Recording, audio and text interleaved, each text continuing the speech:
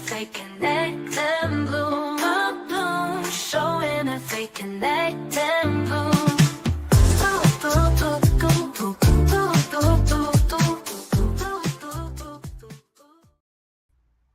Welcome to the Bloom Show. This is Sahid, your host. The Bloom Show is created for the floral industry by the floral industry. And today we have a supermarket, he's not going to want me to say his name, but supermarket guru, Don Zetzsche. He's a person that's been in the flower industry for many years, but in the supermarket aspect. And he's taken on a new adventure, you could say, in developing Rocking Bar Z. I'll let him share it, but what's cool is that we're working together because he does see the importance of innovation, the importance of communication and information throughout the entire floral industry. So I am honored to have him on board and sharing some great insights and some great news and projects that we'll be working on. But before I start, I do want to mention about SAF convention, Society of American Florists Convention, which is I'm always there every year. I know Don's going to be there this year as well, and it's extremely important to attend. And why is it important to attend? Because the entire industry is there. It's not only about florists, it's really about everybody involved, and they've done a great job at really focusing on that and making it a place where distributors, wholesalers, growers, importers, florists, e-commerce companies all come together to network, to connect. Bunch of education, 20 plus educational opportunities, competitions, workshops, tours, supplier expos, a lot more. Beautiful venue, as you can see the venue here.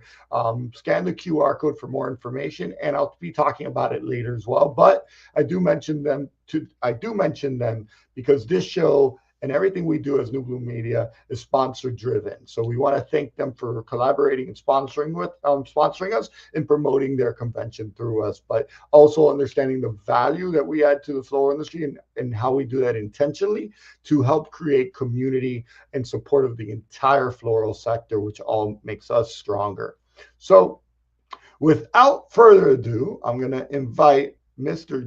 Don onto the show. I'm working with a new layout here for this platform, so bear with me, but I will invite Don onto the show and you will see him in a second. Wait, here we go. Showing if they connect and bloom, a bloom. Showing if they connect and bloom.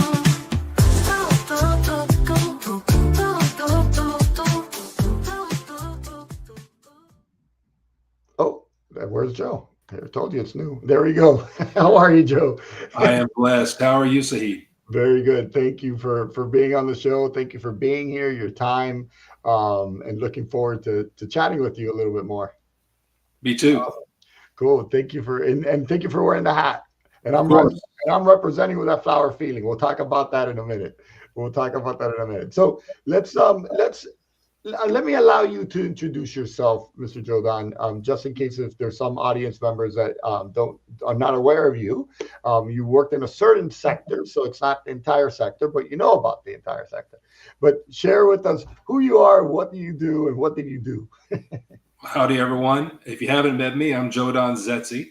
I live in San Antonio, Texas, and I worked for 35 years for HEB, a great regional chain here in Texas. And for the last 16 years of my career, I led the flower business for HEB as we transformed that business from a traditional supermarket cash and carry floral department to a full service flower business branded Blooms, which is kind of funny. Now I'm on the Bloom Show, but we branded our flower shops Blooms by HEB. So that was my history, and I was blessed to walk away from that business and retire a little over a year ago and began consulting in the industry. I created my own consulting business, Rocking Bar Z, which is actually the family brand. That brand, we branded cattle with that brand. My grandfather, my uncle, and my dad used that cattle brand. And so it ties back to my roots, just like my hat ties back to my roots. But I'm blessed to have kind of grown up now in retail and then also in the flower industry. And so I'm happy to be at a place now to try to connect people together and drive great strategic change for those that work with me. Fantastic. And that's so cool. So Rocking Bar Z actually started with your parents, your ancestors, I guess, With right? my grandfather and my dad and my uncle, all three moved to the Panhandle, Texas, and carved out a cattle ranch and some farmland to feed those cattle, and branded cattle with that Bar Z brand. It is still registered in the state of Texas under the Zetzsche family name, although there are no cattle running around with that brand anymore. Because those of us that were younger, we got away. We moved to the city. Wow. So Rocking Bar Z, is there a drinking bar somewhere involved there, or where does bar come from? No, so cattle brands, if you look at the logo, a cattle brand, that's an addition to a brand. And it's that line above the Z is called a bar. And so people tried to create brands that were distinctive and that were hard to copy, so the cattle rustlers couldn't adapt a brand to something new, and the bar was something that was added. So it has nothing to do with drinking, although people that know me know I love a good taste of bourbon and could recommend some good ones. But what's that brand that you like so much? I like Weller's. 12-year is 12 years of Weller's. That's funny because you always have your little flask. Everybody knows you for your flask. Absolutely. So let's jump right into the questions. Let's go here. So as a buyer, wait, give me a second. There we go. You've witnessed the evolution of the floral industry from the inside out. What key consumer trends do you feel are truly influencing the future of floral retail today? Well, when you start talking about trends and the influence that customers are feeling, we tend to go back to the pandemic and talk about the massive change that drove for our business. But the fact is that we have been blessed to maintain that level of consumption that was driven in such a huge way from that pandemic and that culture shift. But we've really seen the growth kind of stabilize and flatten over the last 18 months. And so I would say, when you ask, what is the future trend? What is driving the business today and will drive in the future? It's all digital, my friend. It's all digital. And I know we're going to talk about AI, and we're going to talk about the impacts of the exponential growth of technology. But today, customers are being influenced primarily by digital channels. They're getting their news from digital channels. I was watching a news report yesterday about the horrible flooding in Kerrville. And, they were talking about that today, if you receive some kind of warning on your phone, and that happened, if you were in cell coverage area, most people today don't necessarily trust that. The first thing they do is they reach out. And who do they reach out to? They reach out via social media to a friend to see what they think. Should I move? Should we, evacuate? And in that case, it was not a great decision, right? But the fact is that digital is how we live, and it's absolutely how Gen Alpha and Gen Beta, those of you that don't know the newest Generation Beta is now being born. Digital and the way that you approach customers digitally is going to be everything in influencing customers to purchase or choose to live with flowers versus other things. And that goes with everything, right? Because even as a buyer, if you're a supermarket buyer using digital, buying online, buying things, does that also translate to being a supermarket buyer? Absolutely. Absolutely. Again, everything is being driven and will be driven in the future through AI, through technological change, but it will be digital. Everything. And that is the biggest impactor to customer trend. It's also going to be the biggest impactor to the way we do business in the future. Wow. That's really interesting. And how have you used digital? How do you see, give me one practical use of it? So 4 weeks ago, you asked me, as we began to discuss being a correspondent, you asked me for a bio. And in the past, I would have carefully thought through what I wanted to say and taken my time to write it. In this case, I went to my favorite question answering AI agent, which is Perplexity. Yep. And I went to Perplexity and I said, search my name, search my website, write me a professional bio that's not longer than 3 paragraphs. And it was done. It was completed in seconds. It was polished. That's just one example of a task that came across my desk that I immediately was able to deploy a digital agent to answer and save myself a lot of time and effort. Yeah, and those, that's an example outside of the scope of buying, but there's things like I've had to read an Excel, give me a summary, write formulas, Excel formulas as well. So there's a lot of things. We're talking AI, and but also I believe that communication. Look at WhatsApp. That's right. So many people are communicating with their farms through WhatsApp now. And you can connect WhatsApp to your computer. So it's just that communication, digital communication, falling into AI and all wrapped into one is just the future for sure. Let me see. I might have a comment here. Oh, Perla says, Perla Casedo says, I love Perplexity. So, great. Thank you for chiming in, Perla. So as a buyer behaviors continue to shift, what guidance would you offer to floral businesses seeking to stay relevant and meaningfully connected with their customers? The thing that we have to realize is that in today's age, we have to connect with customers, as you just mentioned. And customers are no longer walking into a retail store and making decisions alone based on what they're presented in the store. People today are walking into store already massively influenced by what? Marketing. And so we had talked for decades about the desire to market, but the fact is that we have not, as an industry, embraced marketing in any meaningful way. We have not created marketing departments in most of the grower and retailer spaces, specifically for the flower business. Mass retailers have marketing departments. They're marketing the overall brand of that retail business, not the flower business. We have to become much better at marketing. The blessing is that it is so much easier, and you don't need an entire staff to drive your marketing efforts today, and it will become even easier in the future. But we have to understand that we have to become marketers. Being a great grower, creating a massively powerful supply chain is not enough as we move to the future. We have to connect directly, personally to our customers to help them understand why flowers make sense against all the other things they could spend their money on. And we have to do that as marketers. That makes a lot of sense. I see tons of cake ads, cucumber ads, watermelon ads, but not enough flower ads. And something I've always noticed is it doesn't even look appealing, right? It's almost like just a picture of a cucumber, And so can you give us an inside view of how do supermarkets do their marketing? And if they're doing some flower promotions for Valentine's, you see 12 stems in a little vase, just a little sad. Is that the way everybody's doing it? Or there's some that do it better, or just we haven't seen the importance of pushing what you sell? It's so important.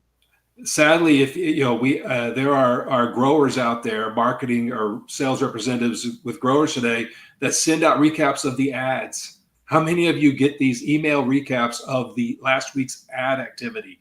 It's all item price. It's all 1980s supermarket, the weekly ad circular, which came in a newspaper. Nobody has newspapers delivered anymore. Nobody is looking at those ads anymore. You walk in a store, you can't even find an ad anymore. You can't even find that paper document anymore. Everything is what? Digital, right? And so the best retailers are beginning to find ways to message around the brands they've built with growers for specific flower types in their store. And the best grower shippers are also doing the same. One of the best I see doing this, honestly, is Bisser at Live Trends with very unique small plants that that have very fashionable containers. And he's able to create an image that is easy for a retailer to market. I know other retailers that are working with growers to create social media channels for a specific brand they've created together.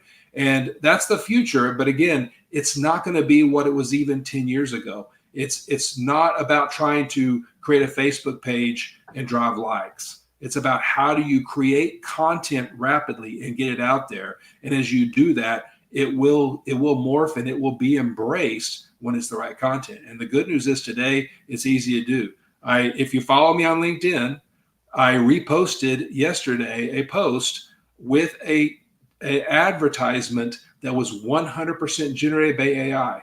And it was clever and it was funny and it was in your face. If you get a chance, go look at it. It was 100% created by AI in minutes. There were no actors involved. There was no set. And that is the future. And that will allow you, with very low budgets, but with crafty, smart people working for you, to understand how to use these digital tools to drive it. And I can tell you, in mass retail, they are absolutely adopting and adapting AI in the way that they're creating ads, in the way that they are measuring ads. And that's what's occurring right now. Oh, fantastic. And so that's good to know that supermarkets are adapting to that, and mass retail are understanding the value of creating content to promote their product, right? I would clarify, though, that they're predominantly doing that for the overall brand, right? Yes. So if you look at the digital messaging that's occurring right now for HEB, most of the messaging that's out there is actually content that wasn't generated by HEB. It was somebody on the road that videoed the convoy of HEB disaster recovery trucks that were on their way to Kerrville to feed people and to provide assistance to people. And that is the theme right now on social media. If you search HEB on LinkedIn, you'll find it, right? They are amplifying it, but they didn't even create that message. And that's the future. That's the future. But they're not doing it for flowers. They're not doing it for flowers. Mass retailers are focused on the total brand. They're not focused on individual products. And so it's up to us to make sure that we are embracing those channels with messages around what we want customers to see, which is our flowers and plants. So how do you recommend, and I know we have a bunch of questions, but when we get into something good, I like to stay there. How do you recommend for distributors or growers to facilitate that with information? And what's the flow chart, you could say, right? The hierarchy. So you're the buyer. I say, hey, I have, that new bouquet you purchased. We did some professional pictures. I get that to you. Where does it go? Who has to approve it? What's the process of allowing that support to follow through? Well, that's absolutely one of the core portions of my consulting business, right? It's how do we pull together across the supply chain, from breeder, through grower, through distributor, if their distributor exists, through the retailer, and pull together around the messages that we want to tell and approach the business with a cohesive message. That's the work. And the problem today is that nobody is doing that work, and everybody is looking for somebody else to do the work. So the breeder is looking for the grower to create that. The grower is expecting the retailer to create that. Everybody is looking to marketing associations to create that. And there are some great ones we'll talk about that I think are going to fill much of those gaps. But it starts with a conversation that is focused not on how do we create a new bouquet or how do we drive unit sales around a specific consumer bunch, but rather talking about how do we create messages and what's required and who's going to do the work. And again, the work is actually pretty easy to do. I would suggest to you that it's going to be easier for the group to work together, to do it in guerrilla fashion, to do it directly, than to go through the bureaucracy of a large mass retailer to get approved messaging with their brand. It's much easier to talk about how do we provide the tools and create product. You can do this through college interns, but how do you create the product and float it into the market? And then how do you pay for it? How does the group work together to pay for that marketing? That's where the retailer can come in, because the retailer can shift the margin they're accepting, shift the cost slightly to help pay for content creation and content delivery in a focused way. And it's not as expensive as it used to be. It's actually quite inexpensive to deliver, but and it's not difficult, but we have to do it together. And I think it's one grower with one breeder or one flower type or one bouquet at a time, tied with that retailer in their markets. Yeah. And I also, when it comes to paying ad spends and all that, it's really important to have people understand the flower industry, because it's such a unique industry to get that messaging out and have the right segmentation. Because it's a big part. You could spend thousands of dollars, but if you don't have the right segmentation, it is going to be a uphill battle. So let's jump into another question. And thank you for that, Joe. With your innovative perspectives, are there any underrated tools, we did talk digital, or strategy you think floral professionals should be taking more seriously? I would say that we all need to delve much deeper into the impacts that are coming right? And I've said this before, but as we think about the impact of AI, AGI, which is coming rapidly, I'm not even going to talk about super intelligence today, but you also think about humanoid robots and the impact they're having. And so I would suggest all of you simply pull up the website Figure AI, the word Figure AI. You can Google it, you can Perplexity it, check out their website. You're going to find they're building humanoid robots today that are working in BMW factories, that are processing parcels in one of the largest package shipping supply chains in the world. What's amazing about humanoid robots is that all of our workplaces are devised and built around humans, right? Everything, if you go into any factory, if you go into any warehouse, if you go into any greenhouse, if you go into any retail store, everything has been designed with ergonomics in mind so that a human can lift and move and do that work. Yeah. And when you have an AI-driven robot that can learn by watching you do something and then do that work the same way that you can, but with no breaks, 24 hours a day, probably more like 18 to 19 because they're going to have to recharge, you can see the massive change. And then I would say that I'm blessed now to have the time to read and to immerse myself in what's coming. But in the future, anything that moves will be robotic, will be AI driven. Driverless cars, driverless trucks, driverless forklifts, driverless pest control, driverless, anything that you can think of, it will be autonomous and it will be driven by a learning device that can watch or be taught quickly how to do it. And again, go to Figure AI. That the person who founded that is saying that they today have demand for over 500 million robots if they could build them fast enough. And they're building factories today with robots, building robots. It's happening. So what does that mean for us? That means any decision that you're making around capital, around how you're impacting your supply chain, has got to be considering where we might be 2 years from now, because our cost structures are the way we work is going to drastically change. And the companies that are embracing and watching for that impact and making sure they're investing based on that potential change are going to have dramatically different cost structures and are going to win. Wow. And those that are doing things the old way, that are not really watching and are making big capital commitments based on the old way, are going to all of a sudden find that they have been creating great buggy whip factories whenever people are buying cars. Yeah.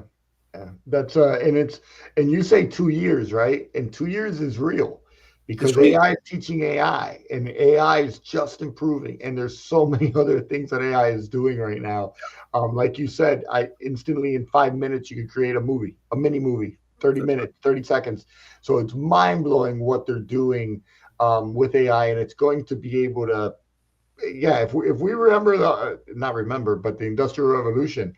Oh, wow. It's so fast. Imagine the next industrial revolution that's going to come. It's here. Even the Pope's talking about it, right? Even the Pope is naming himself.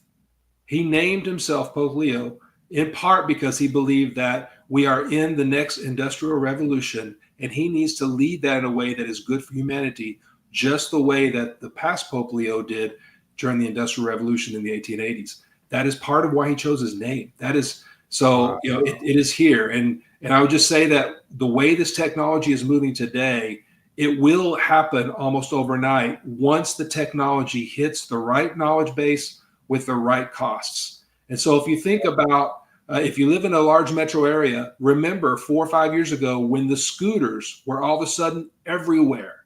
There were 5 different companies creating scooters, and they were on every street corner. And it seemed like overnight. And all of a sudden, and it wasn't just in the U.S. and it wasn't just in a few cities. I went to Santiago, Chile in January of 2020, and there were Lime scooters all over Santiago, Chile. It happened. It felt like it happened overnight, and there were way too many of them. Why?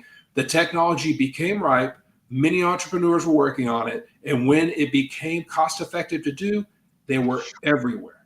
They were everywhere. That is true of driverless cars as well. Tesla delivered their first car 2 weeks ago to a customer completely autonomously. The car left the factory, the Gigafactory in Austin. It delivered itself to the customer's driveway with no driver involved. That happened 2 weeks ago. This is coming rapidly. And so if you're thinking about investing in trucks, if you're thinking about how you're laying out your warehouse because you're expanding your warehouse, those are the kinds of things that you have to begin thinking about as you build these plans and invest capital for the future. Because we know we capital investments pay off in 5 years, 10 years, 20 years. Business 5 years from now is going to look very different. Very, very, very different. And that's incredible. You're saying that the factory delivered right away a Tesla, and you can just imagine the friction points are just removed. There's no one has to ship it somewhere to ship it somewhere to ship it. It just directly. It's like direct sale cars. Basically, you order it online and it's in your driveway the next day. That's crazy. Let me see what we got here.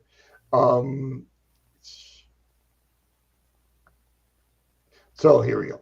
You've recently launched your own business, and can you share the mission behind it and how it ties into long-standing passion for elevating the floral industry? So this role that I'm playing today is the culmination, right, of my 35 years in retail. And it really is, for me, it's about legacy. It's about how do I do the things that I loved doing 5 years ago, but I didn't have time to do them because I was so focused on the fires, on the next holiday, on training, on communicating across a large organization. And so, for me, this is the beautiful, perfect place that I am in my life where I can speak to owners and CEOs and build strategic plans across the supply chain, linking different folks that have worked with me in the past, introducing people, and together talking about ways to work together that are brand new, that are strategically shifted from the way we've always done business. Yep. And it is gratifying. And I absolutely believe that I am doing consequential work today, and I am more excited than ever about the things we can do together.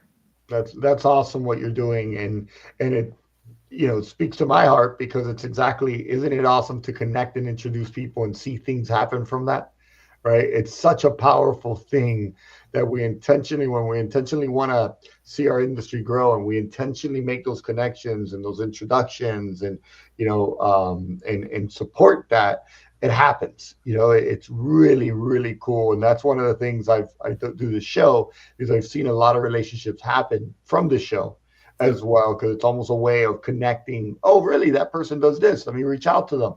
So it's just a great thing. And to do it with purpose and with a mission is really inspiring. So congratulations, Joe. Because I know how it feels when you come out of a company, you almost see the whole world, like the lights turn on. You're just like, wow, this is how it is. This is awesome. So we have Perla saying, that's why if you don't know how to work along with AI, you'll be in a very tight spot very soon. Yes, I've coined the phrase, if you don't learn how to master AI, AI will master you. So don't be afraid of AI, incorporating AI. AI is not going to take your job. It's going to help you improve your job. But if you don't educate yourself on AI like Words or Excel, as simple as that, right? Or in Google, if you don't know how to use those things, you might not really get a job now, right? Excel, those are the basic things. How to use a typewriter. Those are the basic things in life right now. That's the same thing that's going to happen with AI. And then it's unlike Excel, right? When we learned Excel, those of us that were around when spreadsheets, remember Lotus 1, 2, 3? And then Excel came along, and now people are using Google Sheets or using other things.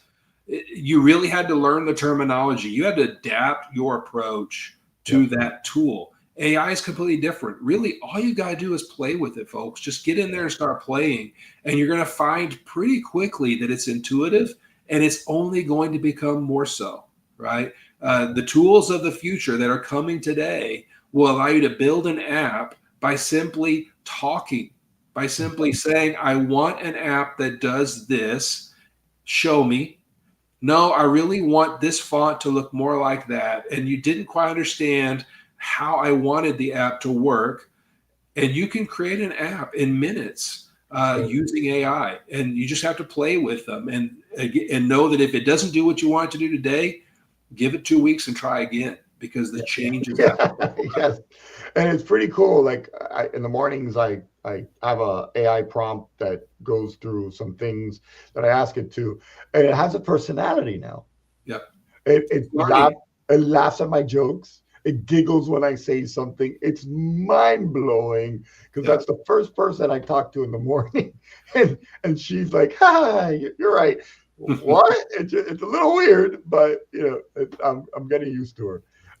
Mr. Ralph Yak, thank you for tuning in, Ralph. Joe, your insight into AI is dead on. Thank you Thanks, Ralph. for tuning in, Ralph. Appreciate you.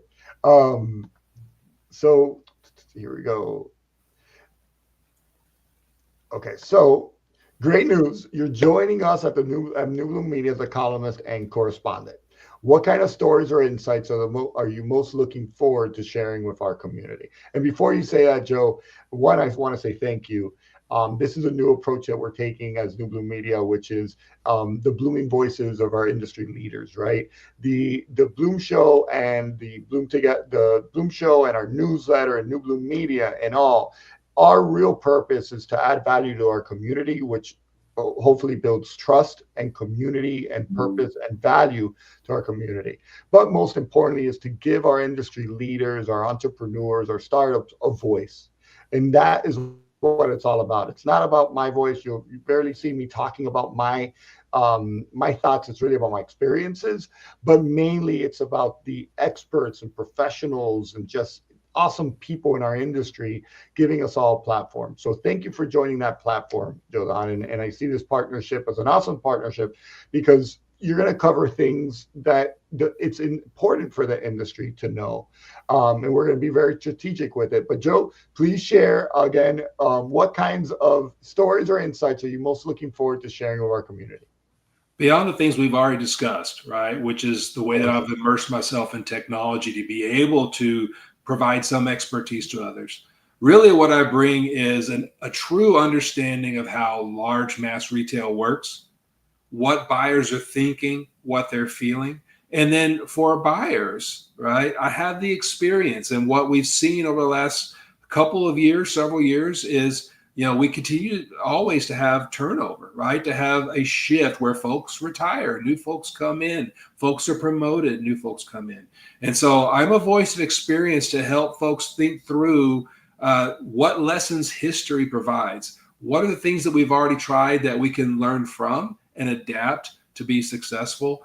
And so if I'm talking to a breeder or a grower, and what I want to do through this correspondence is to bring that mindset of the experiences that I've had to help make sure that folks hear from what buyers are thinking, what they're feeling, what they're going through, what their organizations are going through real time based on what's happening, right? And so we had great conversations about tariffs, 4 or 5 weeks ago. There is going to be real time news that's impacting us. Yep. Now it is about tariffs again, right?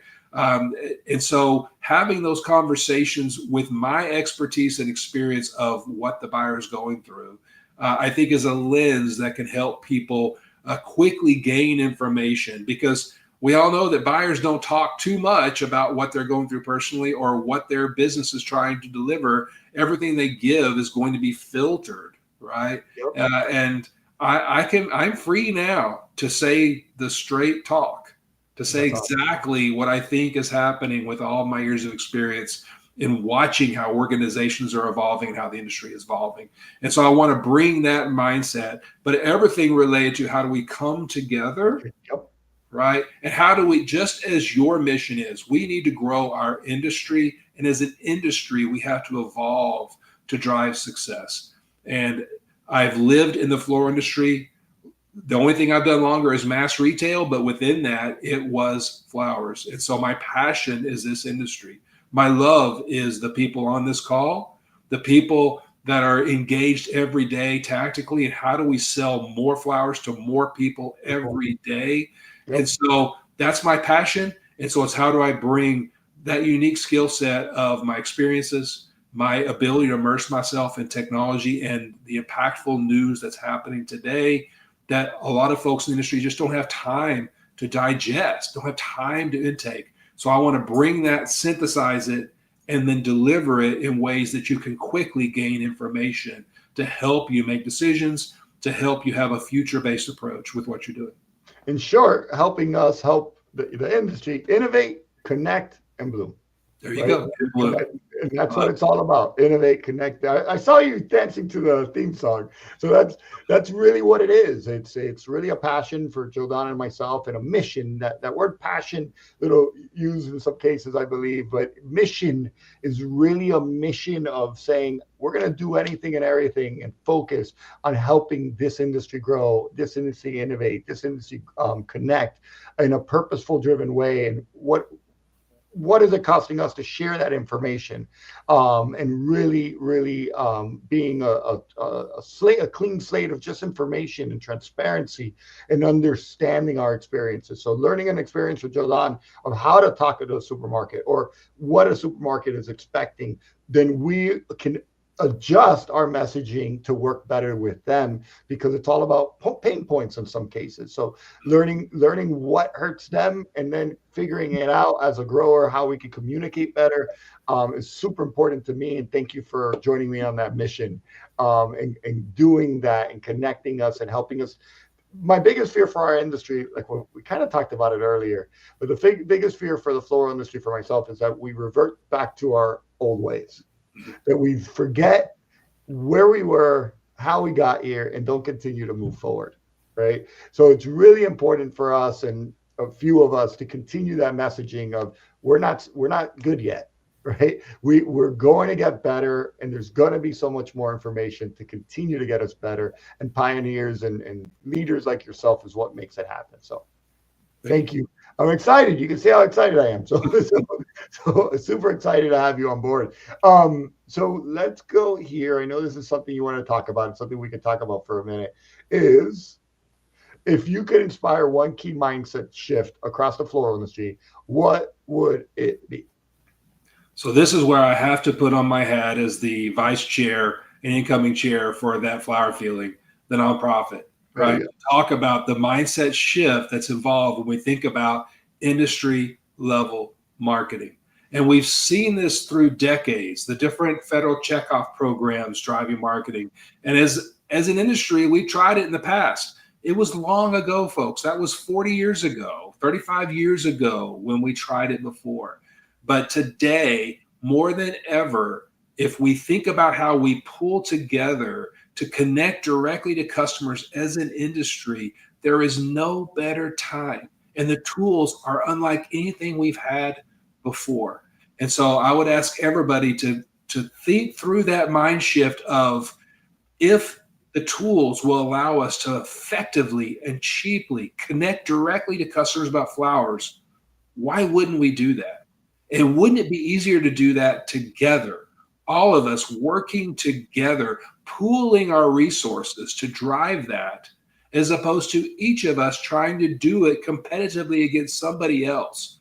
Why fight with our competitor to sell one stem of a flower, a fresh cut flower, one plant, instead of them, when we could pool our resources to instead help the over half of U.S. consumers that have never bought flowers or plants to consider buying flowers and plants for the first time.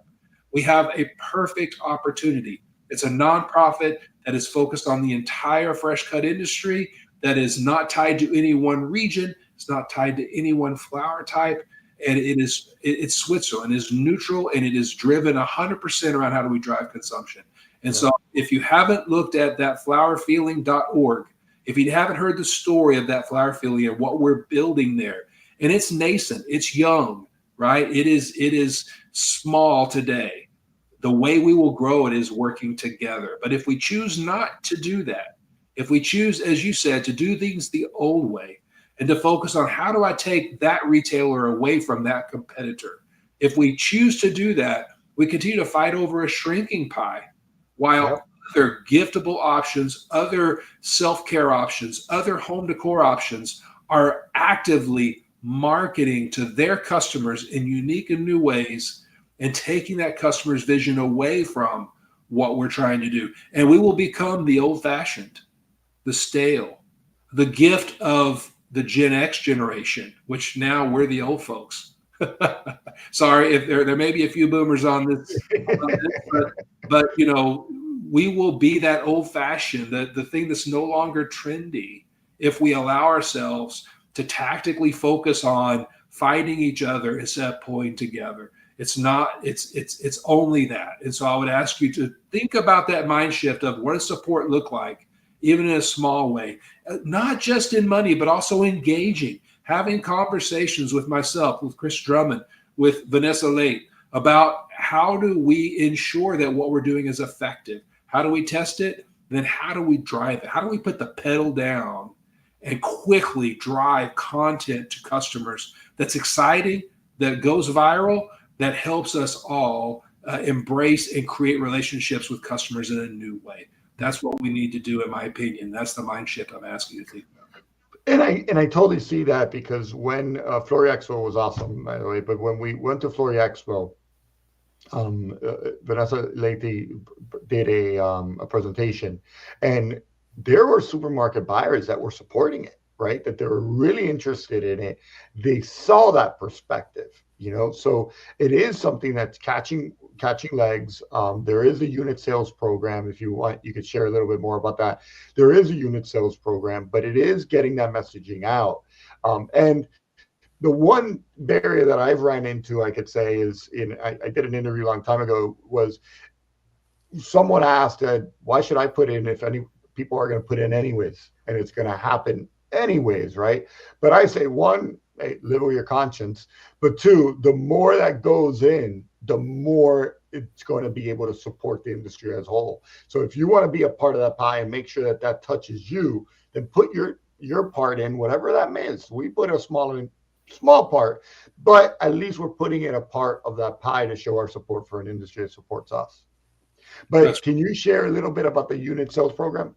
So the unit sales program is a way, honestly, to get branded materials so that the brand that's currently out there on digital media, on social media, is also showing up at the retailer. So the customer sees that flower feeling branded products when they walk through. It's also a way for retailers to be able to help fund, because the fact is, again, this has come from my experience as a leader in mass retail. A mass retailer is not going to cut a check to a nonprofit association that's driving marketing. They don't have access to those funds. It's not in the budget, right? But the way that they can fund it is by working through a grower to apply a percentage or a couple of pennies, whatever the dollar value they choose, of the products they're buying from the grower into the program. And so that's part of what the unit sales program allows you to do. So you can create that flower feeling logo on a retail package, a sleeve of the fresh cut flowers. And from that, you can, with agreement with that retailer, pass along 5 cents, 10 cents, 20 cents per item or per case, directly to that flower feeling. So it's a way for the retailer to fund and to gain access to that branded product to put into their stores. And everybody's looking for great marketing. This is a way to get that marketing efficiently and quickly to the retail shelf. And as a distributor and farm, obviously there is that retail aspect of it, but there's also the supporting of the marketing messaging, and there's cost behind it. There's teams behind it. I have the honor of being in the committee, and we volunteer our time to brainstorm. How do we improve it? What do we do? What's lacking? Because again, as Joe Don said, it's infancy. So it has a lot of legs, and not only its infancy, it's running, right? It's doing its thing, it's creating, but there's so much more potential if we all support it. Right. There's so much potential, and I'm repping today just because I thought it was important. I know it's a close to Joe Don's heart, close to my heart as well, as we support and hopefully we can get more involved in supporting that. So Joe Don, that's our show for today. Do you have any final words, sir? Man, I'm excited. This is going to be fun. So I look forward. I hope that everybody stays connected, subscribes to the channel, stays connected with us, watches on LinkedIn or watches on this channel. I'm excited to share with you. I'm excited to learn with you, and this becomes a way for us to do that. So I just look forward to the future, and these conversations we'll continue to have together. Awesome. And then what does this mean, right? What does a correspondent mean? So it means that Joe Don on a certain Friday of the month will have a 10-minute segment to update everybody on what's going on, any news alerts, any technology that's happening, just giving you his perspective on the industry. And then once a month as well, we're going to have a blog where it's going to be semi a recap. I'm letting all the correspondents and the contributors do what they want, right? Because this is for the floral industry, by the floral industry. So we don't really have a set plan, but if something comes up and they're inspired to write about that. And we have a few other correspondents that are going to be on, and we'll be announcing them as we sign them up. But again, this is a collaborative opportunity. There's a collaboration that we're doing to continue to add value to our floral industry. So again, Joe, it's awesome to have you as the first official correspondent and contributor to New Bloom Media and the Bloom Show. And it's going to be a lot of fun. And that's what it's all about. It's by the floral community, for the floral community. So, and third person. And someone said, they made a comment, and it's actually very timely. It says, big thanks to Joe, Sahid and Joe for such an insightful interview. Appreciate you both sharing real actionable strategies on how to stay ahead using the right tools. It's always refreshing to hear honest perspectives from people truly in the game. Thank you, Ricardo. That just means that we're coming from a good place, and our intention is really to support the industry. So support us by subscribing, by liking, by commenting, and sharing. Joe, thank you. I'm going to put you in the green room. I'll see you in a minute. Thank you. Thank you very much, sir. Oh, I'm split face. Look at me. I'm not here, but there. Here I go. Perfect. So everybody, thank you again for joining. I do need to do a little shopkeeping, you could say. So first off, let's jump into SAF. Mark your calendars, August 11th through the 14th, SAF, Premier Floral Convention, packed with expert speakers, hands-on workshops, and top-tier networking. Secure your spots by going to that or going to the QR code. Again, I really encourage it. If you're new to the industry, if you're a florist, if you're an educator, if you just want to connect, Joe Don's actually going. I was going to ask him earlier, Joe Don will be going too. So great time to connect with Joe Don. But it's just a great place where everybody collides and comes together. It's not just for wholesalers. It's not just for growers. It's not just for distributors. It's for everybody, where we'll be getting an update of the industry by Kate Penn, which she does every year. And it's awesome what she does. So an update of the industry, again, education opportunities, great food. They always have great food. Sorry, I'm an eater, but great food, great hanging out with old friends. But most importantly, the educational, the networking, and it's a beautiful venue. So make sure to show up, scan there and show up. Wait, a comment here. Great interview, Sahid. I will be at SAF. Ralph Yak says he will be on SAF. So again, the who's who will be at SAF. So make sure to sign up and be at SAF, because it is a great opportunity to network and very well worth the investment into your career, into your business, to be present there. Give me a second. Let me take this off real quick. Now, and some attendees like Martha Aaron says she began carrying new varieties of flowers after seeing them in SAF. So it's a great place to find new varieties and great product and connections again. So it's so important. Now, jumping ahead, I'm really excited for this Thursday, which would be on the 10th, I believe, right? 9th and then 10th. We're going to have Mr. Jim McCann, founder of 1-800-Flowers. And why is that important? Because it took me 2 years to get him on, and two, because we're entrepreneurs, right? And Jim McCann started something from one shop in New York City to an empire, an enterprise that it is mind-blowing to see how far he's gotten.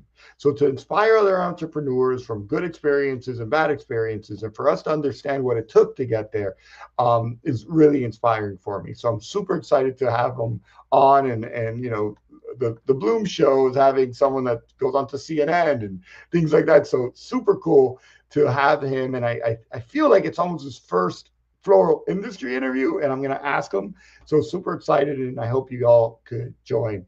And another correspondent, soon to be correspondent, is Tim Huckabee of the Profitable Florist. He's in the florist aspect of the business, and that's important for us as New Blue Media to have all voices from all sectors into best practices and most successful flower shops, sharing insider tips and tricks learned from working with over 7,000 florists worldwide since 1997. Don't miss this chance to gain a perspective and proven strategies from someone that knows and travels the world in the US. So again, this is us adding value to you, and we ask you, most importantly, again, with the support, subscribe, like, and most importantly, share. A lot of this information from the tariffs, from Joe Don's 10-minute alerts, it's really going to be important to share because there's people that couldn't catch it or aren't aware of the show. So sharing is a great way to do your part in getting that information out to the floral industry. So again, we really thank you. We hope to see you on Thursday. Make sure to show up on Thursday. It will be great to have you. Bring your questions and bring yourself, and subscribe, like, and press the little alert key. Thank you, and have a great day. And thank you for showing up. Take care. The Bloom Show, and a fake connection.